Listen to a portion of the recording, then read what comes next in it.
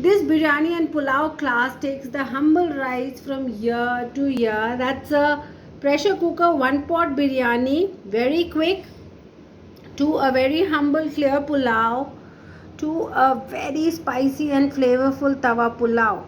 And the journey goes further to make this Lucknow style delicate biryani yet super flavorful, and the Hyderabadi biryani which is yet to open up. Meanwhile, let's just check the accompaniments. Here we've got the biryani accompaniment, the burani raita, garlic based raita. We've got a cucumber raita for people who are not very fond of garlic. To mirchi ka salan, which is goes very well with the Hyderabadi biryani. This is a dahi chutney, goes amazing with all the pulaos and biryanis, and those are our special sprout kebabs. So you learn not just the biryanis and pulaos but all these accompaniments. And let's check the Hyderabadi biryani out.